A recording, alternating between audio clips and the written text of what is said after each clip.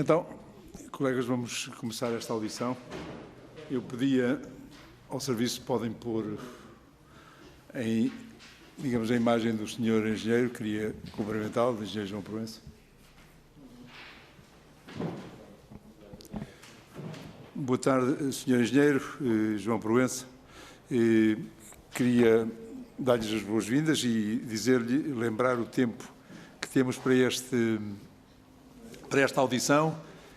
Nós vamos ter uma intervenção inicial do partido que requeriu esta audição de 5 minutos, depois dá a palavra ao engenheiro João Proença, também para o mesmo tempo, e depois faria uma ronda por os grupos parlamentares e, no fim, o engenheiro João Proença terá o tempo correspondente ao somatório das intervenções que forem preferidas.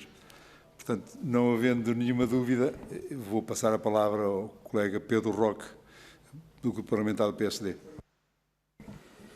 Muito obrigado, Sr. Presidente. Cumprimento o Sr. Presidente nesta que é a minha primeira intervenção nesta comissão, que fazia parte na legislatura anterior da Comissão de Trabalho e que agora foi desagregada. Um cumprimento muito especial institucional ao Sr. Engenheiro João Proença, Presidente do Conselho Geral de Supervisão, e se permitem também, pessoal, ao meu amigo João Proença, com quem no passado partilhámos muitas jornadas sindicais importantes, designadamente na UGT.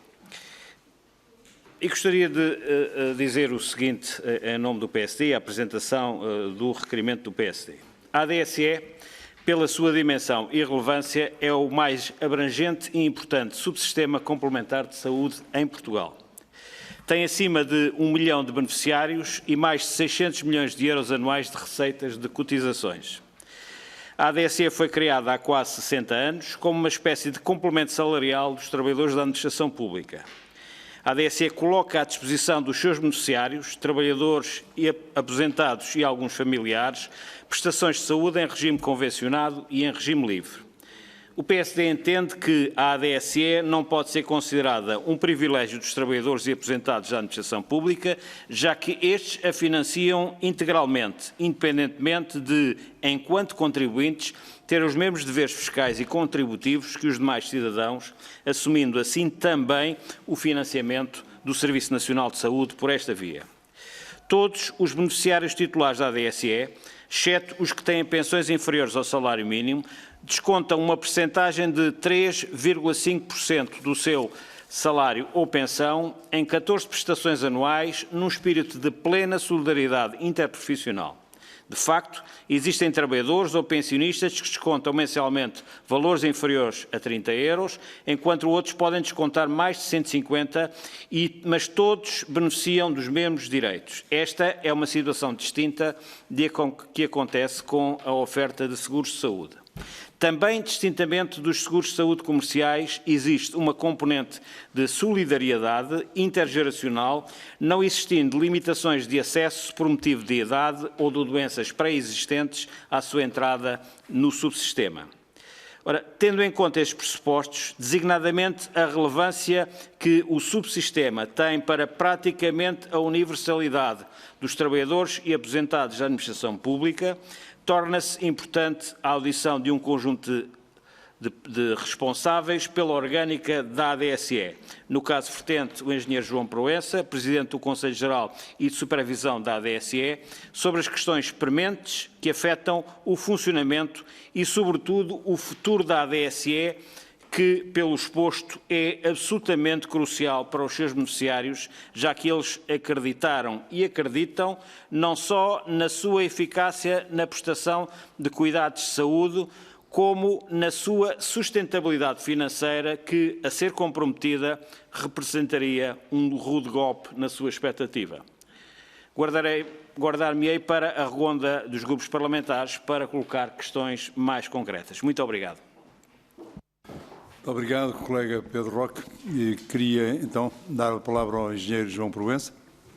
O engenheiro tem até 5 minutos, embora o colega Pedro Roque não estivesse gasto para esta primeira intervenção. Faça favor.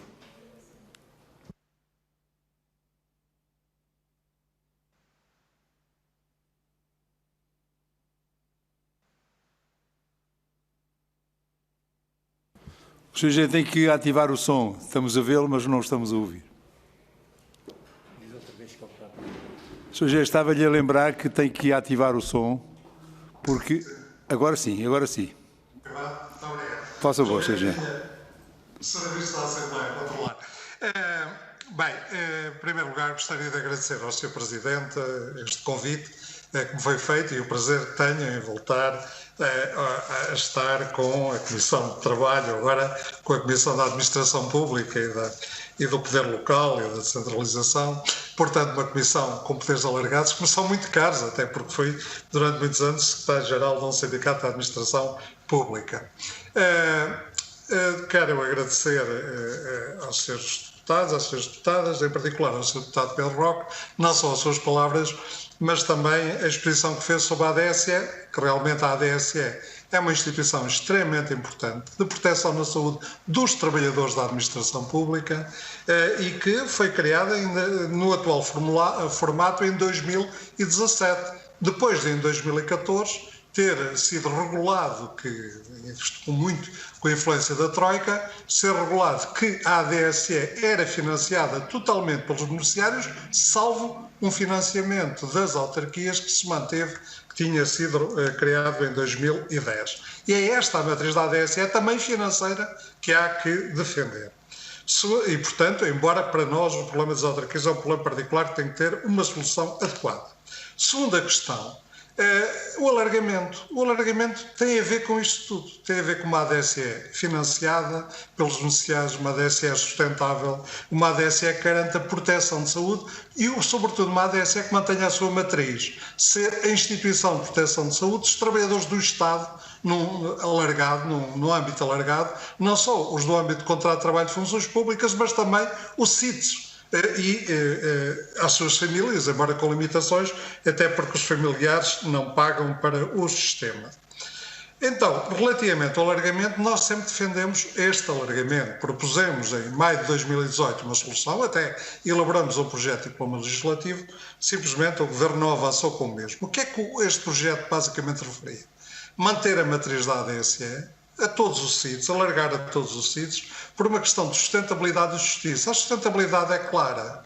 Se aderir a esmagadora maioria dos abrangidos por este alargamento, a idade média dos beneficiários da ADSE baixa muito e os custos com a saúde são muito dependentes da idade média.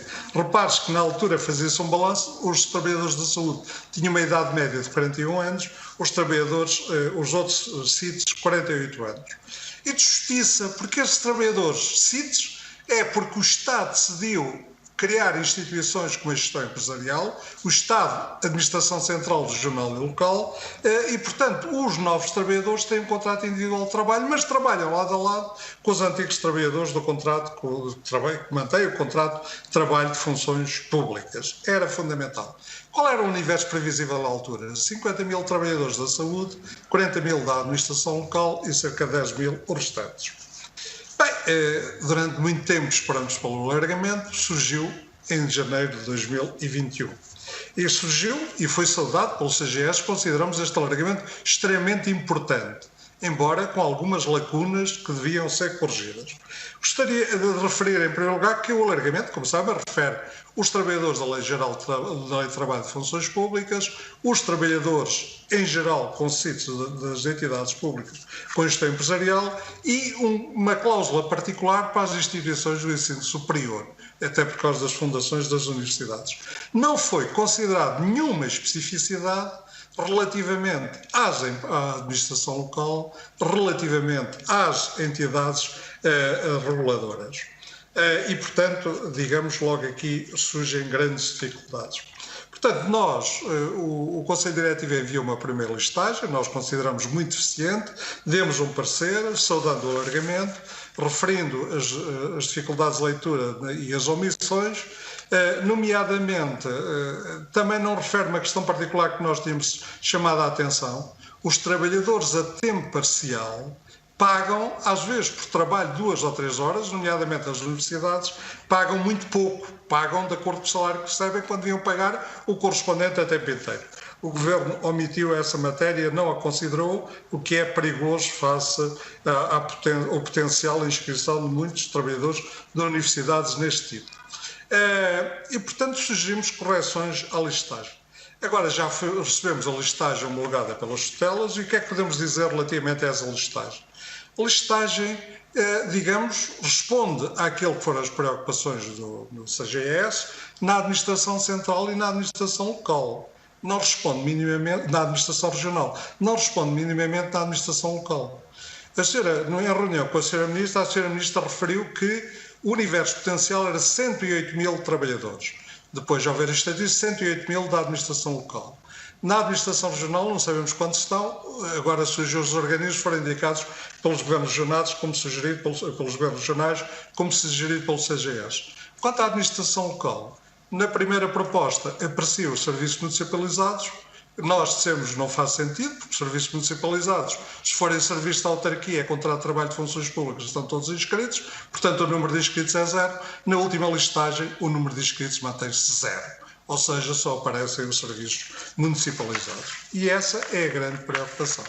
É que, de facto, na reunião que nós tivemos previamente ao parecer com a Sra. Ministra manifestou que iria inscrever 6 a 14 mil trabalhadores de contrato com CIT. Não vemos nenhum, como referi, e, portanto, é uma questão a resolver prioritariamente.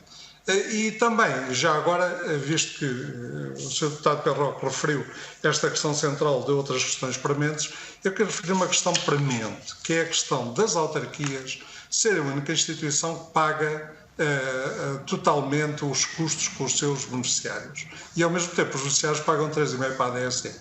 É uma situação que nós consideramos injusta, mas que faz parte da matriz da ADSE, daquilo que foi dado à ADSE tal como foi criada pelo Governo. Ou seja, há 75 milhões de euros que as autarquias estão a suportar e que nós já temos discutido. Havia uma solução fácil, que era de haver de ser as autarquias a pagar tudo, a pagar os 3,5%, cerca de 3,5%, se serem todos os organismos a pagar 0,5%, corresponde a uma receita idêntica aos 75 milhões de euros. Sr. Engenheiro, eu pedia-lhe que ficássemos por aqui e agora passar ao grupo parlamentares. E dá a palavra ao grupo parlamentar do Partido Socialista.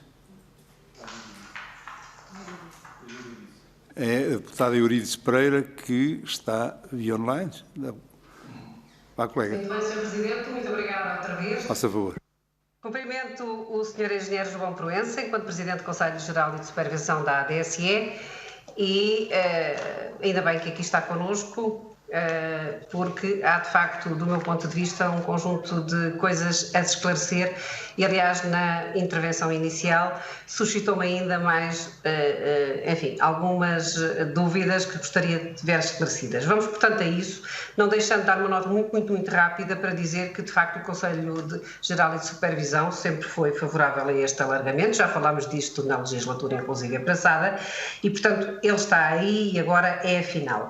E a primeira pergunta, de facto, uma vez que referiu aí o parecer de maio, o parecer do Conselho de maio de 2018, eu vou exatamente começar por aí no sentido de perguntar se o Conselho mantém sobre ele a mesma opinião, ou seja, se o parecer emitido a essa data é aquele que integralmente mantém. Até porque me suscita aqui uma dúvida, uma vez que na intervenção que o Sr. acabou de fazer, faz uma referência de que esta lista, aquela que foi homologada, responde à administração central e à regional, só não responde à administração local. No entanto, o parecer faz aqui uma referência na procura de identificação dos contratos individuais de trabalho, e passa a citar, trabalhadores permanentes de entidades públicas que pertenciam anteriormente ao universo de administrações públicas central, regional ou local. E faz uma identificação exemplificativa, fundações, entidades reguladoras, agências. Ora, estas entidades, aliás, as reguladoras foram afastadas da lista, constavam da lista inicial e foram afastadas agora da lista que está homologada, assim como não constam também fundações. Dito isto, como é que faz um reconhecimento de que está respondida o problema da administração central e regional, quando efetivamente na lista não constam entidades que o Conselho Geral e de Supervisão gostava de ver incluídas, e faz essa sugestão no parecer, lá está, de 2018.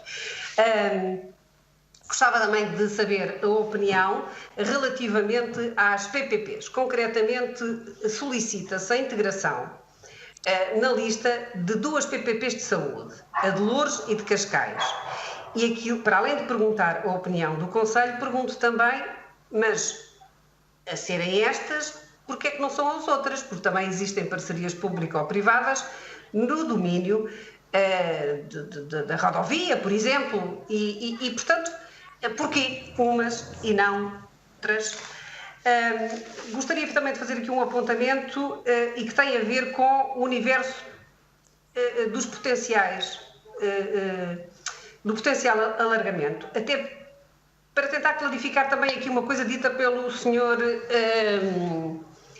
deputado do PSD da audição anterior. Como se sabe, a inscrição de facto deixa de depender do tipo de contrato, mas deixa de depender em entidades de natureza jurídica pública. É nestas, não são noutras. E, portanto, o que eu queria lhe também perguntar era como é que o Sr. Engenheiro articula com o parecer do Conselho, que já aqui referimos, que pretende ver abrangido quem já não é, e é assim que lá está escrito, já não é entidade de natureza jurídica pública hoje, mas já foi, que aliás o setor empresarial local é um exemplo. E como é que compatibiliza esta pretensão com a ADSE ser mantida como um subsistema de saúde dos trabalhadores do Estado? Por fim, pelo menos que eu conheço, existe uma petição na Assembleia da República onde é solicitado o acesso à ADSE, e estou agora a citar, colaboradores das organizações sociais, de que dão o exemplo na petição da Associação Nacional de Gerontologia Social. O que é que o Conselho tem a dizer sobre mais este pedido de alargamento? Muito obrigada pela atenção. Muito obrigado, colega. Dava a palavra agora ao colega Pedro Roque. Muito obrigado, Sr. Presidente. 3 questões concretas, Sr. Engenheiro João Proença.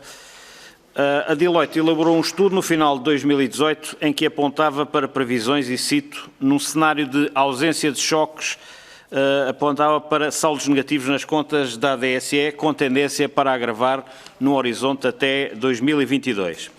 Entende que o Sr. Engenheiro que esta recém-entrada dos trabalhadores com contrato individual de trabalho pode obstar a estas nuvens negras apontadas no relatório de Deloitte, designadamente ao nível do rejuvenescimento da estrutura etária dos beneficiários, que são ao mesmo tempo contribuintes da ADSE? A segunda questão, a obrigatoriedade da inscrição na ADSE desapareceu.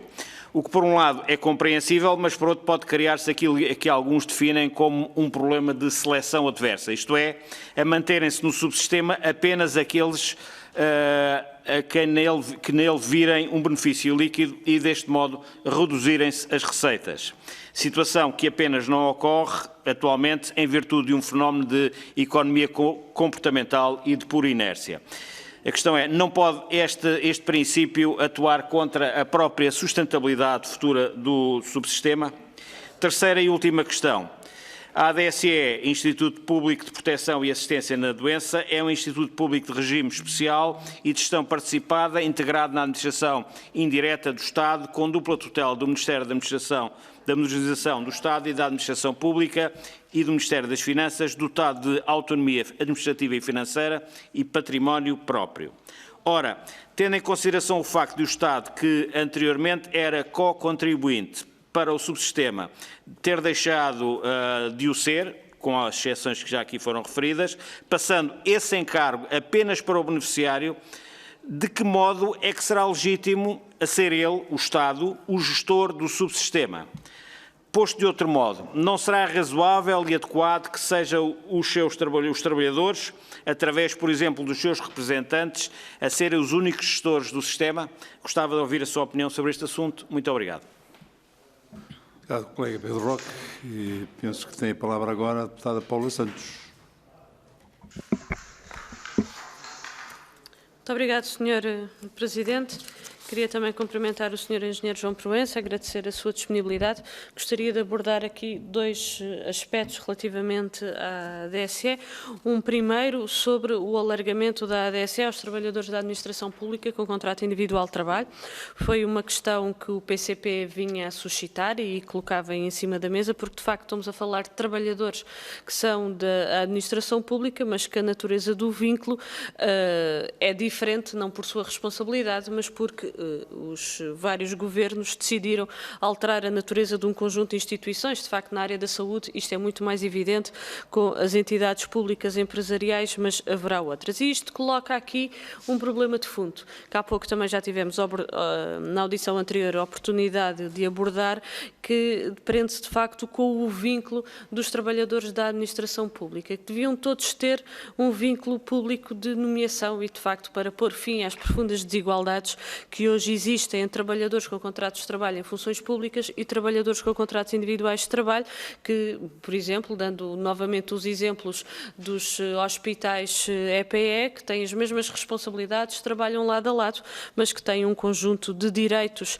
que são distintos e isso cria, de facto, várias desigualdades. Este era um aspecto que gostaríamos de abordar e que importa, de facto, resolver para assegurar os direitos de todos os trabalhadores da administração pública. Ainda sobre esta matéria, parece-nos importante o seguinte, e também fez referência na sua intervenção, que se prende com o fato de ter a preocupação de não alterar a natureza da ADSE e de não subverter aquilo que é a ADSE. A ADSE é um sistema de saúde dos trabalhadores da administração pública e nós consideramos que é isso que deve continuar a ser e não procurar alterar, subverter, com o objetivo que nós sabemos que esteve presente e que está presente, quando foi a definição da natureza da ADSE e que ficou decidido pelo Instituto Público, mas havia outras opiniões e nós consideramos que, de facto, este é aquele que é adequado para evitar a sua transformação naquilo que não deve ser. Uma segunda questão sobre a coparticipação dos trabalhadores para a ADSE. Nós temos vindo a colocar a necessidade de que a coparticipação não seja sobre os 14 meses, mas que seja sobre 12 meses. O ano tem 12 meses e, de facto, é isso que faz sentido. Temos vindo a apresentar propostas nesse sentido e quando muitas das vezes se coloca, relaciono, mas esta é uma questão de proteção, inclusivamente dos próprios trabalhadores, mas eu gostaria de colocar ainda um outro aspecto, porque muitas vezes vem à liça a preocupação com a sustentabilidade da ADSE e era importante, e nós também já temos vindo a abordar esta matéria, que era importante de facto que exigir a devolução daqueles pagamentos que foram indevidos, em particular aos grandes prestadores privados e sim defender também os interesses dos trabalhadores. Estamos a falar de dinheiros que resultam da contribuição dos trabalhadores e que naturalmente devem ser protegidos e devem ser salvaguardados e naturalmente também assegurar todo o rigor e transparência ao nível da sua sugestão. Este seria um bom caminho para que, de facto, também se assegurasse por esta via a sustentabilidade da ADSE e não por via de onerar os trabalhadores, como aconteceu há uns anos atrás, com o aumento da coparticipação e por isso é que nós consideramos que deve haver esta, de certa forma, de que em vez de incidir sobre 14 meses, passar a incidir sobre os 12 meses. Muito obrigada. Muito obrigado, colega Paula Santos. Dá a palavra agora ao Sr. Engenheiro João Proença, lembrando-lhe que o somatório são mais ou menos 10 minutos, daí aqui o Sr. Engenheiro que observasse este tempo.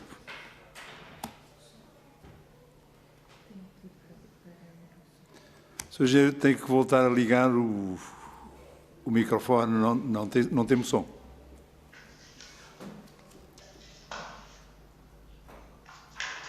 Agora sim. Eu disse que ele estágio na administração central e local respondia àquele que foi o parecer, mas não disse a todo o parecer. Respondia àquilo que a lei torna possível, que o Decreto-Lei 421 torna possível. O Decreto-Lei 421 tem deficiências de redação. Por exemplo, as entidades reguladoras são expressamente referidas na linha A e não há nenhuma especificidade na linha B e C que permitem escrevê-las. Nós mantemos que todas as entidades reguladoras devem ser inscritas, salvo as que tiverem caráter empresarial, como é o caso do Banco de Portugal. Também, de facto, na administração regional a mesma coisa e na administração local. Na administração local estamos perante um paradoxo. Há serviços, há autarquias que os serviços municipalizados se mantêm no âmbito da autarquia. Há autarquias que têm os serviços municipalizados com gestão empresarial. O que é que acontece a esses serviços municipalizados com gestão empresarial?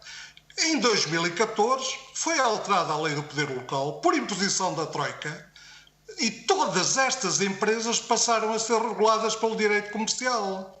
Portanto, ao não salvaguardar na lei as especificidades das autarquias, fez com que empresas municipais, que são exatamente igual, institutos públicos e hospitais empresariais, que são entidades municipais com gestão empresarial, estejam todas excluídas porque a lei expressamente não refere nenhuma especificidade nestas situações. E isto é absurdo.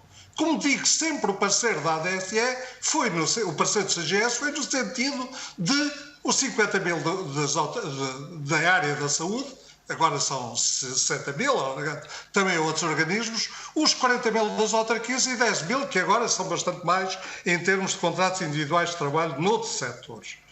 Relativamente aos hospitais com gestão participada, nós o que dizemos suscita dúvidas. Há que esclarecer. Os trabalhadores devem ser prejudicados, pertencendo a estes hospitais ao SNS, devem ser prejudicados por ter gestão empresarial, não tendo acesso à ADSE, levantamos a preocupação. Não tem nada a ver com outras entidades de gestão participada que são empresas de caráter comercial, industrial e outro que não tem nada a ver com a matriz da ADSE que o Conselho Geral tem defendido. Portanto, também se levantamos dúvidas no parecer relativamente a outras entidades, para além das entidades reguladoras que são excluídas pela alínea do Decreto-Lei 421, o problema, por exemplo, do INATEL, que também é uma instituição pública, propriedade de uma fundação pública, como as universidades. Porque é que é excluído na listagem? Portanto, surgem algumas dúvidas. E por isso também apontamos que esta listagem devia ser aberta a outras entidades, mantendo exatamente aquilo que estava a outras entidades à medida que se verificar que cumprem os requisitos. Que esta não pode ser uma listagem para excluir, tem que ser uma primeira listagem para facilitar as inscrições. Relativamente à petição de serviços sociais, não tem sido, o CGS não tem defendido propostas que têm surgido, incluindo na Assembleia da República, alargar a ADSE a todos os serviços, a todas as pessoas deste país. Bem, era matar a ADSE como sistema de proteção de saúde dos trabalhadores do Estado. Alargar aos serviços sociais parece-nos importante. A questão poderá ser refletida, mas também põe em causa, de facto, a matriz pública da ADSE. Nunca a questão foi abordada no CGS. Pedro Roque, a questão, Sr. Deputado Pedro Roque, a questão da sustentabilidade, da Deloitte, o Tribunal de Contas, realmente apontavam que a partir de 2022-23 haveria saldos negativos. Bem, estamos em 21, os saldos são altamente positivos, há um saldo acumulado de muito mais de 500 milhões de euros e, portanto, estes cálculos foram cálculos altamente defensivos. Não tiveram bem em conta a realidade da ADSE como o Serviço da Administração Pública, como a proteção dos trabalhadores, que os trabalhadores aderem maciçamente, porque consideram o melhor sistema de proteção na saúde. É por isso que eles cá estão, apesar da inscrição voluntária. A inscrição voluntária, mas os trabalhadores desejam a ADSE e por isso continuam inscritos. Por exemplo, nós, no parecer de maio de 2018, levantávamos uma questão. Houve muitos trabalhadores que desistiram, renunciaram tacitamente, deixando de pagar. Bem, pedíamos para abrir um período de inscrição extraordinária. Não foi contemplado. Se for contemplado, há vários milhares de trabalhadores que vão aderir, porque realmente se arrependeram, muitas vezes nem se aperceberam da decisão que tomaram para toda a vida. Portanto, o nosso problema em termos de sustentabilidade, continua a dizê-lo, incluindo neste alargamento, é se os trabalhadores dos organismos aderem esmagadoramente, ou só aderem alguns com problemas particulares, por exemplo, estão perto da reforma e deixam de perder seguros de saúde que têm neste momento no organismo, ou de facto têm problemas de saúde específicos, digamos, e então aí realmente seria um problema para a ADSE. E por isso também no parecer dizemos que a ADSE deve acompanhar o nível de adesão a nível dos diferentes organismos para refletir sobre estas situações. Não é para pôr em causa as adesões que foram feitas, é para refletir sobre as medidas a tomar para aderir a esmagadora maioria. Relativamente também o Estado contribuinte. O Estado contribuinte, vamos lá ver, o Estado contribui com 75 milhões de euros. Numa audição no Tribunal de Contas, eu levantei a questão, o problema das autarquias resolve-se se todos os organismos pagarem 0,5%.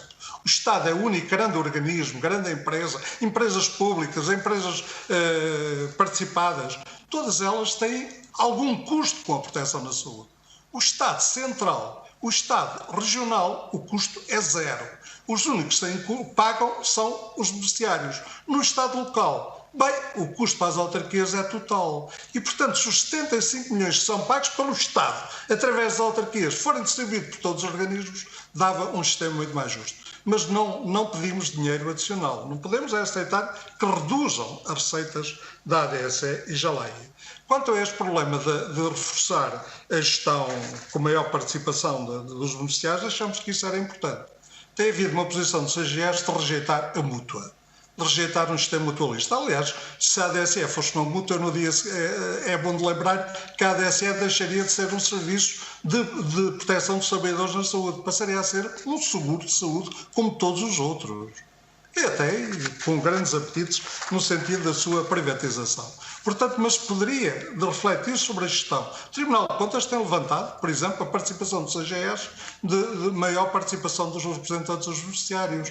Tem levantado também o problema, digamos, de haver um maior equilíbrio de poderes. O CGS, acompanhamento, o direito à informação, que muitas vezes tem dificuldades em obter, e acompanhamento da gestão, mas sobretudo é um órgão de caráter consultivo, os conselhos diretivos, e estamos satisfeitos com o atual Conselho Diretivo. Há uma maior capacidade de resposta face à DSE do que houve com o Conselho Diretivo anterior. Senhora Deputada Paula Santos, estamos de acordo quanto à adesão dos CITES, mas já referi, faz sentido que o Decreto-Lei 421 não alarga aos CITES das autarquias? Aos CITES das empresas municipais que hoje estão abrangidos pelo direito comercial face a uma imposição da Troika em 2014. Não faz sentido nenhum que haja trabalhadores de serviços municipalizados da água e do saneamento que hoje são empresas municipais, não podem aderir e têm 40% a 50% ou 60% dos trabalhadores do mesmo organismo estão na ADSE por são contrato de trabalho de funções públicas. Se o problema se resolve mudando de vínculo a não vínculo, não me iria pronunciar. Agora, o que considero é que a ADSE é para todos em igualdade. E o direito tem que existir. E por isso esse alargamento aos CITES, quer ao contrato de trabalho de funções públicas, quer aos CITES, que são exatamente iguais aos contratos de trabalho de funções públicas, simplesmente são considerados CITES por terem as tais entidades de gestão empresarial. Portanto, o problema dos vínculos poderia resolver, mas, digamos, poderá resolver-se pelo alargamento, pelo diploma legal. Quanto aos 14 e não 12 meses, Sra. Deputada, o que está em causa é as receitas. Se 14, 12 meses reduz as receitas em 13% ou 14%, é evidente que há um problema para a ADSE. Se, da vez de pagar 3,5, passarem a pagar 4 e tal, para manter as mesmas receitas, para a ADSE tanto faz 14 como 12 meses. Agora, não estamos em condições, sem pôr em causa a sustentabilidade, de reduzir de 14 para 12 meses. Porque é uma diminuição brutal das receitas, põe em causa a sustentabilidade futura. É evidente que não está em causa a falência da ADSE. Está em causa para manter, digamos, o equilíbrio de receitas e despesas, teria que reduzir os benefícios. Teria que reduzir os benefícios. E nós não queremos.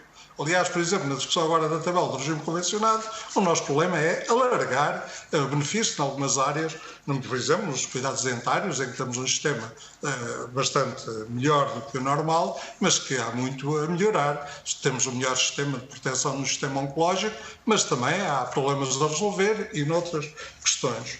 Quanto às receitas da ADSE, e nomeadamente o problema das regularizações dos privados, achamos que é importante fazê-las e esperemos que rapidamente se avance com as regularizações, mas que é levantar também outras questões. O Estado, em 2010, cediu a questão dos isentos. Ou seja, todos os trabalhadores que têm uma pensão inferior ao salário mínimo nacional, digamos, estão isentos. Neste momento, no decreto-lei, da vez de melhorou um bocadinho, não seguiu a proposta que está no parecer de 2018, mas pôs um limite quantitativo relativamente a um plafond máximo relativamente a essa isenção. Bem, isto é política social do Estado. Como é a pensão social, como é o rendimento social de inserção, como há muitas outras situações, os abonos de família e outras situações, devia ser paga pelo Estado. E repare, se o Estado pagasse aquilo que os beneficiários não pagam, pagaria neste momento cerca de 14, 15 milhões por ano. A ADSE tem um custo com esses beneficiários isentos próximo dos 40 milhões de contos. Portanto, daí a tal solidariedade que falou o Sr. Deputado Pedro Roque. Somos um sistema altamente solidário. Agora, o Estado também devia ser solidário. O Estado está a pagar zero relativamente aos depósitos dos saldos da ADSE. E, portanto, terá que se resolver algumas questões para equilibrar melhor a relação entre a ADSE e o Estado. Bem, Sr. Presidente, não controlei o tempo, mas espero não ter minutos. Muito obrigado. Não faz mal, Sr. Engenheiro, ultrapassou, mas perfeitamente justificava. Eu queria agradecer-lhe o facto de ter estado connosco, foi um gosto revê-lo, e agradecer-lhe as respostas e as posições que trouxe aqui em nome do Conselho Geral e de Supervisão da ADSE. Muito obrigado e até uma próxima oportunidade. Muito obrigado. E terminamos aqui esta audição. Vamos só refazer aqui, digamos, ver a contagem do quórum, para prosseguirmos a nossa reunião.